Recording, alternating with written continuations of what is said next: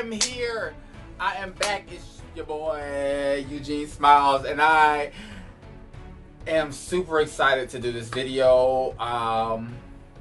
If you clicked on it, you know what I'm talking about. You know what I'm here to talk about. Avengers Endgame. But of course, before we get started, make sure you like, share, and subscribe. I'm gonna give you some time. Let me give you I did it yet? Alright. Yeah, but alright. And of course, spoilers. So, Avengers Endgame came out, and I did go see it twice. I seen it Thursday preview night, and I seen it Sunday, and it was actually better the second time, and I freaking love that movie. Now, Infinity War became one of my favorite movies of all time. Like, I was watching that movie at least a couple times a week. I would go to sleep to it at night. I was quoting the words. I knew all the scenes. I knew the hand movements and stuff from Doctor Strange. Like, I was watching that movie all the time. So I was super excited to see Endgame, and it did not disappoint. First thing I want to talk about is Robert Downey Jr. Yes, Mr. Tony Stark himself. His performance was amazing. I've seen the other Iron Man movies. They're not my favorites, but this time around, it was so much emotion and so many different parts of him. He was funny. He was very dramatic. He was going off on people. Like he really killed it. And there's a lot of Oscar buzz going on. You know, since Black Panther came through and won all those Oscars from Marvel, people have really been like, oh, Tony Stark can get an Oscar for this. What y'all think? Put in the comments. I personally think he could get an Oscar nomination. I usually don't watch all those other movies, so I don't know. But I mean, Black Panther kind of paved the way for the Oscars for superhero movies, so I think that he might get an Oscar nomination for that. Boom! The movie starts off with a bang. It pretty much starts off about 4 weeks after the snap. Everybody, of course, is still gone, and Captain Marvel brings them back home, whatever, blah blah blah. Let's talk about them running down on Thanos. I mean, like, they bust in his house. He was trying to cook him some fruit or something. They bust in his house and had him in a headlock. Like, did y'all notice Thanos ain't even fight back? Like, he was just like, I'm inevitable. Like, what y'all gonna do? Y'all can't bring anybody back. I destroyed the stones. What's good? They were pissed. And Thor went for the head. Blah! Off with his head! Chop that head off. Done. It's a Disney movie. This is Loki. This is a Disney movie. And I didn't think that I would see a decapitation in a Disney movie. Now, the old cartoon movies, they would not show the head roll off, or they'll show a shadow, or they wouldn't show the whole thing, but they show Thanos get beheaded in a Disney movie. I think they're trying to get ready for Deadpool. They knew that the whole Fox merger was going. They're trying to get ready for Deadpool. We might get a rated R Deadpool Disney movie. Y'all look at that. Quote me on that. Quote me on that. What happened next? 5 years later. 5 years? Come here. I'm about to get rid of this dog. You see him? He see him interrupting me? I need the Soul Stone. Can I get rid of them? Give me the Soul Stone! 5 years later. I didn't think they were going to make a jump like that. I knew that there was going to be a time jump. But the 5 years later was just like, oh shit. Like, people are like gone.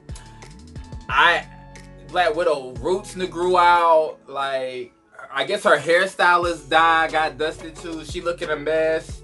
She eat peanut butter and jelly sandwiches. I guess the people that was cooking their food I don't know. They going through.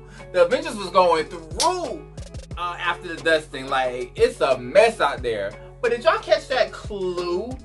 You know, when Black Widow was up here talking to, Rhodey and Okoye and Captain Marvel and everything, and she was like, oh, there was an earthquake in the ocean underneath Wakanda. And Black Widow was like, what y'all gonna do? She's like, girl, let it be an earthquake. The fuck we supposed to do about it? that is a hint at a possible new villain that might be in Black Panther. His name is Namor. He's actually kind of like Aquaman from Marvel. He's an anti-hero, so sometimes he's good, sometimes he's bad. But he might be the new villain for the Black Panther 2 movie. Quote me on that. Next big thing that happened after the 5 years later was Professor Hulk. A lot of people were complaining that they wanted to see the transformation of Professor Hulk. I really don't care. Like, I don't think we need to see that. It was a 3-hour movie. Can you imagine them doing a stupid montage of him going back and forth and fighting and whatever the fuck he was doing? Like, I think we were fine seeing him the way he was. He was hilarious. Mark Ruffalo was hilarious as Professor Hulk. I think it was fine the way it is. Professor Hulk, we'll need to see how you did it. We just know that you did it, and we're fine with that. One of the big surprise moments of the movie was thick Thor. Like, we knew Thor drunk beer, but he was like drinking. He had beer belly. He had saggy titties. Like, hair had grown back out. He got the beard. Y'all know he beard gang down. Now, like, Thor was thick Thor, and I was actually fine with it. I think it was pretty cool to see a god like Thor really be going through. Though a lot of those scenes were very funny, Thor was going through. He was literally having PTSD. Like, he was depressed. If you think about his arc throughout all of the Marvel movies, he lost his mother. He lost his friends in Ragnarok. He lost all of Asgard. He lost Heimdall in the last movie. He lost his brother that he does love. He does love Loki, even though Loki is a fucking jerk sometimes. He lost Loki. And then just to think that he's escaped the Ragnarok situation, and escaped Hela. Then Thanos kills half his people again. And then to go through an entire movie of Infinity War and to try to get Thanos, you make a mistake, and not even a mistake, you're just stupid and don't aim for the head. And now he kills more people. Like, Thor has a lot on his shoulders, and though again it was hilarious, it's a real situation, because so many people go through so much and they start to damage their bodies, whether it's drugs, whether it's alcohol, whether it's just not leaving the house, because he wasn't leaving the house unless he was getting beer, and he was literally in the house playing Fortnite. And it was a real moment, and I really love that Marvel and the Russo brothers put together, and I just think it was great. The next big subject of this movie is time travel. I seen somebody make a comment, and they were like, whoever wrote Avengers Endgame is stupid. They don't know how time travel works. Time travel is not real. You can literally make up any rules you want. And I thought it was hilarious that the movie really brought up every time travel movie from Back to the Future to Hot Tub Time Machine and talk about, no, time travel doesn't work like that. It's not real. Time travel can work however the hell it wants to work. So before I started recording, I was trying to talk my way in how I'm going to explain how time travel works.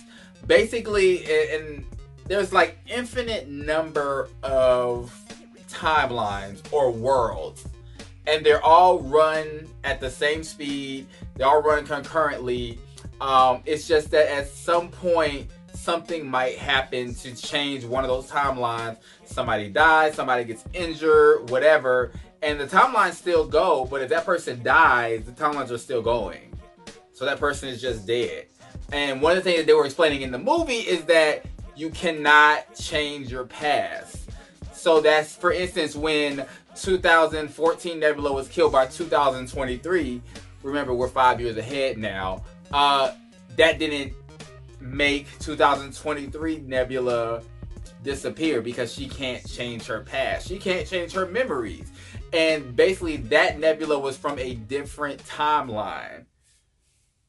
If that makes any sense. Does that make any sense? I don't know.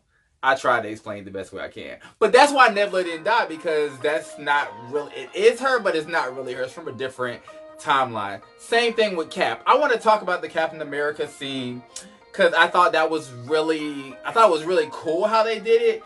And some people are like, it doesn't make any sense. And I'm just like, it's a great movie. Fuck it. It don't have to make sense. So, first of all, I knew Cap wasn't coming back. Bucky knew he wasn't coming back too. That's my theory. But Cap had to go back and return the Infinity Stones. And then he didn't return. And the next thing you know, he's on the bench. This is what I think happened. Cap definitely went back, returned the Infinity Stones, and he decided to live his life with Peggy. What I think happened is that he was in a timeline where there were two Captain Americas. There was the one that lives his life through the MCU that we've seen, and then there was him living kind of undercover. And from when I was doing some research, I found out that in the Peggy Carter TV show, she was married, but they kept who her husband was a secret. Marvel, I see what y'all doing. Y'all think y'all slick. Who does that? Like, y'all have so many like loopholes and stuff. Like, I didn't even know that. So she was married, but they kept her husband a secret. So her husband was probably Steve Rogers from the regular MCU timeline that went back. And I think after she died, because, you know, he had the secret, he had the serum in his system, whatever, so he aged slowly. I think that after she died, he used the Pym particles to come back to the main MCU timeline at that very day and time and wait on the bench for them. That's what I think happened. I think he lived in the alternate timeline and then undercover, so yes, he let all that bad shit happen. When there could have been two Captain Americas fighting everybody, but he's like, nah, I'm gonna let y'all do that. I already did that shit. I'm gonna live my life like Tony Stark said I should live. And then he came back to the main timeline to give Falcon his shield. Question. So I've seen a lot of people saying, oh, Winter Soldier, Bucky should have got the shield. Bucky should have been the new Captain America. And I know why a lot of people are saying. A lot of people are saying that because Bucky and Steve Rogers were best friends. And a lot of people think that Marvel is on this whole inclusivity thing, especially since Black Panther was a success. Like Thor handing over Asgard to Valkyrie. She's a black woman, possibly queer, so that's like, oh, we're gonna give the minorities this, we're gonna give them Valkyrie, now she's over Asgard. And then they're probably saying the same thing, we're gonna give, you know, we're gonna also give them Falcon and make them Captain America. I get that they probably are doing that just to appease, and because, you know, the whole MCU is white heterosexual men, so we deserve that. But if you really think about it, Falcon actually does deserve to be Captain America because Bucky was a whole ass terrorist. Let's not forget, Winter Soldier, he was a whole ass terrorist. He kills Tony Stark's dad. He killed Tony Stark's parents. He was like a terrorist on the watch group on the USA, was a wanted man and all this shit, fugitive. Like, how he gonna be Captain America? He ain't live no upstanding life. Like, the fuck? Y'all forgot about all that, bitch? I ain't. It's DVDs with that shit on it. So no, Falcon deserves all that. And Falcon was actually Captain America in the comics, so I think it was a great choice. Alright, we gotta give a rest in peace to Scarlett Johansson's character, Natasha Romanoff, Black Widow, because she did sacrifice herself, which I thought was a great scene between her and Hawkeye, going back and forth, fighting each other to kill themselves. Great scene. A lot of people don't understand why she did it or why she wanted to do it. Natasha doesn't have a family. Her family was the Avengers.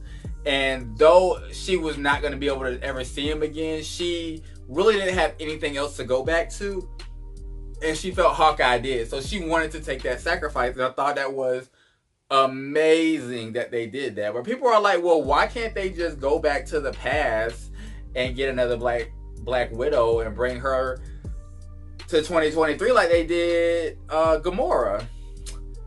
The whole point of them going back to the past and then returning the stones was to not disturb the timelines. So if they take a Black Widow out of another timeline, then she not gonna be able to go around shooting her gun and kicking people. Pew, pew, pew, pew. Fuck you, Thanos. Like she been doing. I mean, it might not be much to y'all or me, but it was something. So they don't want to disturb other timelines, and that's why Hulk was trying to bring her back with the snap. But once you trade a soul for that soul stone, like I did Rocco, it's a wrap. It is a wrap. Y'all ain't coming back. You are not coming back. One of the scenes that I think hit me the hardest in this movie was Thor going back to Asgard in 2014 with Rocket to get the ether, and Thor seeing his mother. For those who haven't seen Thor Dark World, which is one of the worst MCU movies, so I understand if you haven't seen it, and that's fine. His mother ended up getting in a fight. She was defending herself. She was fighting whatever. She had little hands, but she died. She ended up dying. So Thor going back and seeing his mother, who he didn't think he was going to ever see again, at his lowest point in life, was something that was really, really touching for me. Because I lost my mother, and you know, just think about somebody that's really in a dark, dark place. They feel like they've completely failed, and they completely fell off, and they don't want to be seen by anybody. And they can see that one person that they lost that can actually comfort them and make them feel better. I thought that was an amazing scene, and it really showed the growth of Thor throughout the MCU. And for her to be like, you know, yeah, you were a failure. Everybody's a failure. Everybody fails. Like, that really turned Thor around for the rest of the movie. Like, Thor was kind of lit after that. Like, after seeing his mother. And I thought it was really cool that he was trying to warn her about her death. And back with the timeline thing, she said, no, you're not here to fix my timeline. You're here to fix yours. And that was like, I told y'all can't change the past. So had, you know, his mother not died, it might have sent a rift through the timeline, or I don't fucking know. I'm tired of talking about this shit. But it was an amazing scene. It was amazing scene. Good job to the Russo brothers for that. The final battle scene, like that scene. I really want to go back to the movie just to watch that scene. Hold on. I can't do that scene without my toy. Y'all know what this is? It's my Infinity Gauntlet! I did a video about it. Link's gonna be at the top. Boom. So this is what the whole fight was. It was like, it was so many things. So Hulk, you know, snaps his finger. The sun is out. The birds are chirping. We're like, oh shit. Little do they know, fucking... Shut up. Little they know, fucking... I think this thing has a mind of its own. It's just making its own noise. Little they know that Thanos has brought his whole freaking ship into 2023. And he blows everything up. Like, this is so ridiculous. To be completely honest, Hawkeye should be dead. Rocket should be dead, but animals know how to get out of situations like that. They always say if you're like in a storm or something, then leave your animals, leave your dog, leave your cat. They know how to get away. And so I get it. I think something's about to happen. This thing keeps going off and I'm not even doing anything. But like, he blew everything up, and I thought this whole scene was like amazing, because you gotta think about it. Tony, Captain America, and Thor all know who Thanos is. Thanos only kind of knows who they are through the video he's seen of himself getting decapitated in the future. And he's just like, I know I'm gonna have to beat y'all ass, because y'all can't live with failure, but I don't know who the fuck y'all are. Like, and I think it was so great to see his motivations change. Like, he was like, okay, apparently I wanted to get rid of 50% of all living things, but since y'all still remember how it was before, fuck that. I'm fucking the whole planet up. Everybody's getting fucked up. He did not care. Thanos wanted all the smoke. If you don't know, I'm a Thanos stan. Like, low key, I would seriously watch a Thanos TV show or a movie and watch him fucking shit up. Thanos is my nigga. So I like was super excited for the fight. And when I tell you Thanos was fucking everybody. Okay, you making too much noise. Thanos was fucking everybody up. Like, he literally was fighting all three: Captain America, Thor, and Iron Man. But the part, I was in a quiet theater. I was in a quiet theater, and I wish I was in a lit theater. But the part that really got me up is when Captain America started wielding Mjolnir. Like, y'all don't get it. Y'all don't understand. Let me show y'all this clip. Come on, Cap.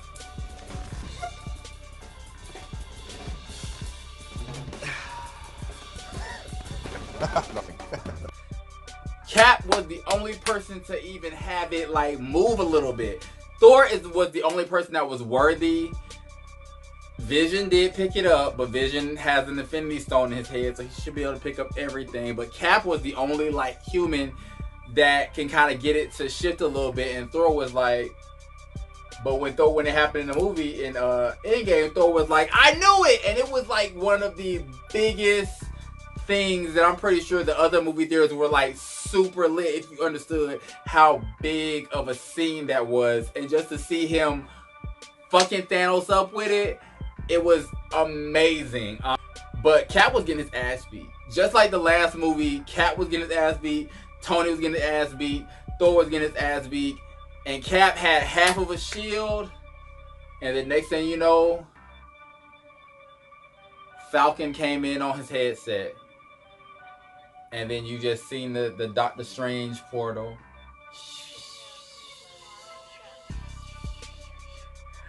And I was like, oh shit. Oh shit. And you just seen 3 melanated bodies coming through, and I was like, oh my god, it's like this. You and me as never I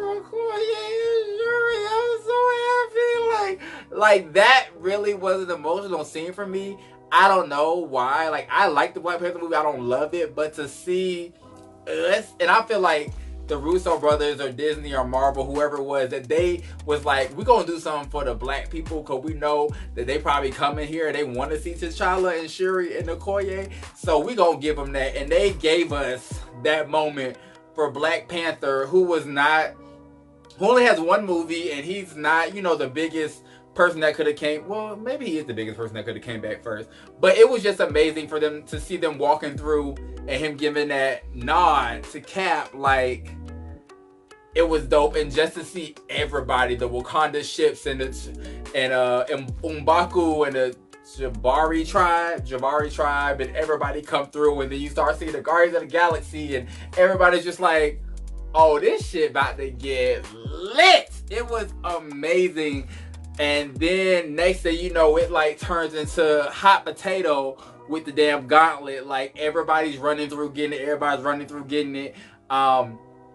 Peter Parker had it, and Peter Parker started getting that ass beat. Y'all gotta remember, Peter Parker's one, a teenager, so he's the youngest one like in the crew. 2, he ain't really got that experience fighting like everybody else got. So he was getting fucked up. And then who come flying through the sky? Captain Marvel with her I got black kids haircut. Like, bitch, she was like fucking shit up, and she came through, and they were like, how you gonna get through? And they did some more fan service for the ladies, because, you know, they've had an issue, you know, having great women representation and people of color representation. So they was like, we just gonna give y'all women this too. They had all the Marvel women running interference for Captain Marvel. It was a great scene. Of course, there's people that are going to pick it apart and be like, well, how are they all in the same place at the same time? Oh, shut the fuck up. They were giving us what we wanted to see, and I thought it was amazing. But do y'all notice the only main character that we didn't see actually like do anything was Mantis? What are Mantis's powers? Like, I know she be putting people to sleep and shit and easing the anxiety and stuff, but like, Mantis was the only one, especially in the women's scene, that ain't do nothing. All she did was run the whole movie. Like, Mantis, where them hands at? Like, what was you doing? She jumping on monsters, putting them to sleep. Like, what was she doing? Like, I need to find a scene of what Mantis was doing during that fight. Maybe it'd be on the DVD because I ain't see it. I seen the movie twice. Mantis, where them hands at? Another great scene. Scarlet Witch running up on Thanos because Thanos killed her man and yanked that stone out his head. She said, "You took everything from me." He was like, I don't know her. "Bitch, I don't know you." And she started fucking him up. She was fucking Thanos up so bad. That nigga was up here like this. And he got on the Corvus Glaive. He said, "Fire the missiles on that bitch." He said, "But what about our soldiers?" He said, "Fuck them niggas." They started shooting all that. They just started shooting the missiles and fucking everything up. And it was a dope scene. Like, he literally had to shoot up his people and everybody else to try to get Scarlet Witch off him. I think Scarlet Witch might be one of the most powerful Avengers. What you think? I don't know. I think she can fuck Captain Marvel up. We're going to see. But the finale of the whole fight, Thanos got the gauntlet. After all of that, Thanos ended up getting the gauntlet. And I remember hearing like a gasp when I was in a second theater of like, oh shit, Thanos got the gauntlet. Like, he's about to snap again. And especially after watching Infinity War,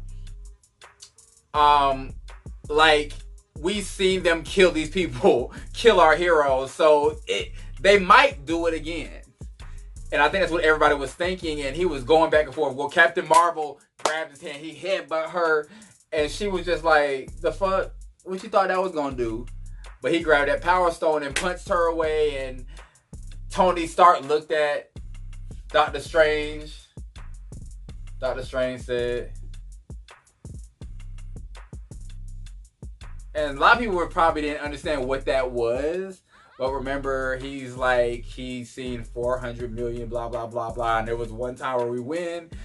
That was that one time. So Tony had to go for it.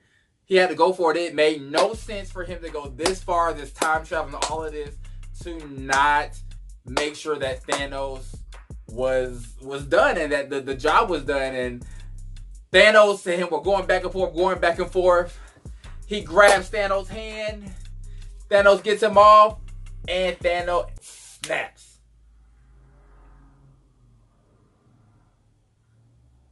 And it was silence. Thanos looked at his hand. Bitch, ain't no stones there, bitch. Ain't no stones there. Captain Iron Man pulled that hand up. Them nanoparticles started pulling those stones up. That hand starts shaking. He says, "I am Iron Man." And like, a lot of people don't get the significance of that line. The people that skipped all the movies, whatever. That was the line that kind of set up the MCU. Iron Man, to my knowledge, is like the first superhero movie with a secret identity of a superhero where they just be like, "Oh no, that's me." At the end of Iron Man 1, he was like, in the press conference, "I'm Iron Man." Everybody went crazy and the movie went off. Like, so that was a good way to kind of end his arc with that same line. And the ending scene where, you know, because humans can't have Infinity Gauntlet, whatever, but the ending scene where he was dying, he didn't say a word. The movie theater was quiet.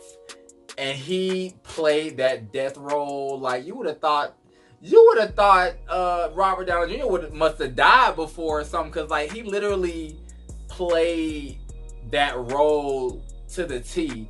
And I think another great line, one of the greatest lines in the movie, was Pepper Potts saying, "We'll be okay. You can rest now." Amazing. I think that might have like pulled at the heartstrings of a lot of people, because Tony, he could not rest, and throughout a lot of movies in the MCU, he talked about not being able to rest. And even in Endgame, when he figured out time travel, he was talking about throwing it in the lake or whatever, and she was like, "Well, but you're not going to be able to rest until you do this." So for him to risk his life and her to say we'll be okay, you can rest now, it was amazing. This movie is probably gonna be on my favorite movies of all time. Literally, Infinity War, Endgame are probably gonna be just jammed into one big 5-hour movie for me. If you haven't seen it, go see it. If you've seen it, go see it again. I will be getting the DVDs, and I'm super excited for what Marvel has coming up. We're getting the next Spider-Man Far From Home, and then it's gonna be like at least a 10-month gap before we get another movie, which apparently is going to be the new Black Widow movie, which is going to be a prequel. There's going to be a lot of Disney Plus shows coming up on their streaming service, but the next Black Panther, the next Doctor Strange, the next Guardians of the Galaxy, the risk got to be high. Like, it's going to be some more death in these next movies. It's going to be crazy, and I'm super excited. Question. You know, the 5-year time jump, and, you know, T'Challa came back and all of that. But who was the king of Wakanda when T'Challa was gone? That's 5 years. You know, in Black Panther, when T'Challa got thrown off the waterfall and they thought he was dead, like, they had to replace him with Killmonger like that. Like, so you know, for 5 years, like, when Okoye went back and said, T'Challa dead, like, he dusted, like, who was the king? And it's gonna be very interesting to see what they do with the next Black Panther, because I'm thinking that's gonna be a conflict. Like, I was king while you were dead, I've done all of this, and now you come back, I'm supposed to step down? No, that ain't gonna happen. Like, I don't know, like, it's gonna be, they're gonna be knucking and bucking. Like, I'm very interested to see what that is. They better not skip over that, because somebody had to be king, like, for real. Make sure you like, share, and subscribe, and I'm out.